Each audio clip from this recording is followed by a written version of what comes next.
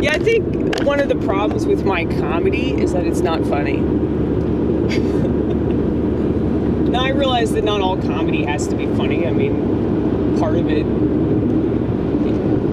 it's a defense, right? Defenses aren't very funny. I mean, I think that I'm a very funny person, just naturally, because I really don't have the option to not be funny. You know, like when I was having shingles, at the worst time of my life, physically speaking, you know, I was calling myself Hellboy, and I was making jokes about it because, like, what else was I gonna do?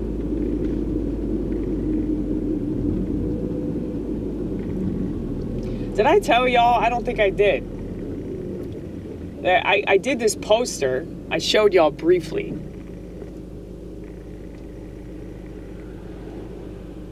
I took a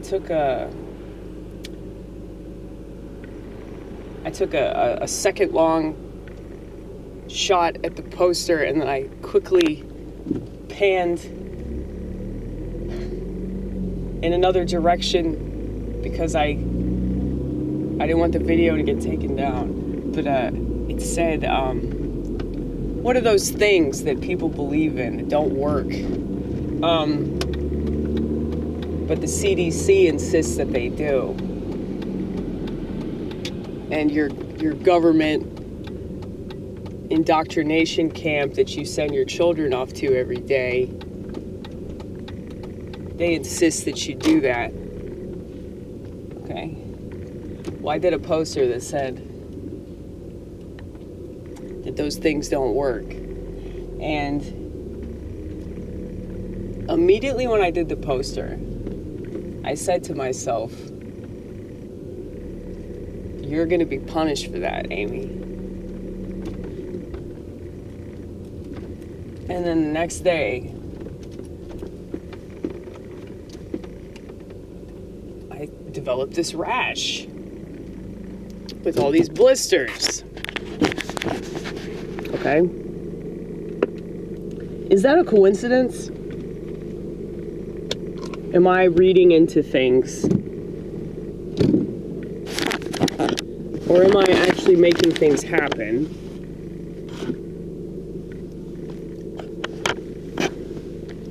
Or is it demons? You see, I can make fun of this. I know how it comes across to the outside world. I know how I sound.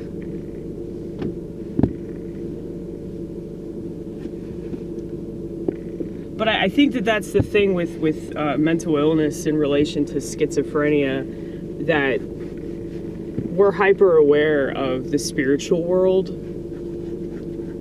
And so being hyper aware of the spiritual world, it tends to drive us up one wall and down another. And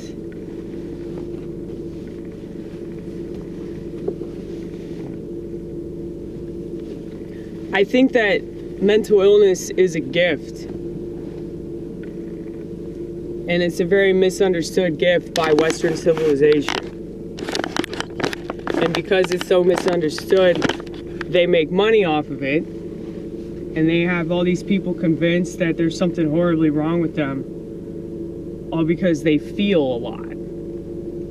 Or they think in an abstract way.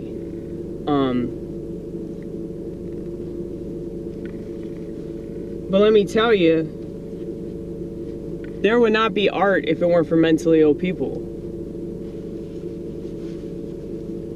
I think that most good artists are probably schizophrenic. I'm just gonna be the only one that, you know, is vocal about it. I'm gonna be the only one that makes it blatantly obvious.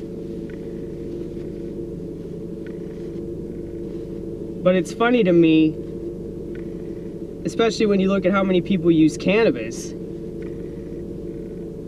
It's like, if you smoke cannabis, that makes you temporarily schizophrenic. So obviously, schizophrenia really isn't that much of a problem, is it? You know, if people desire to be in that state of mind, because schizophrenics have overzealous amount of dopamine. So I can understand why we're thought of as a threat, because isn't that the thing that everybody wants? Isn't that the thing that people spend hours and hours and hours on their phone trying to get? Various addictions.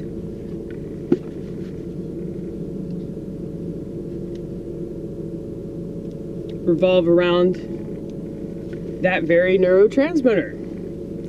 So, I'm just saying,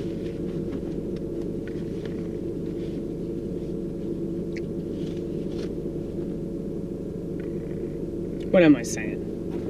What am I saying? What the fuck am I talking about?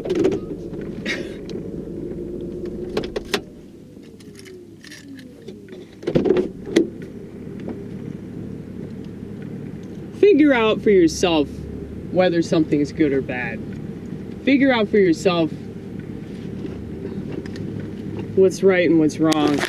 Don't let other people tell you that. Because how the fuck do they know anyway? You know? A lot of people are just winging it. But more importantly, people are just going along with whatever they're told, and they're going along with whatever they think other people want them to think. And so, pretty much everybody's full of shit, okay? And don't just believe me either, because I could be full of shit too. Don't trust me because I'm a woman, okay? Figure it out for yourself. Do your own research. And research the research, you know? Like, I need to do another video about this, perhaps a song, or what I call a song that's not really a song, it's just me ranting with notes.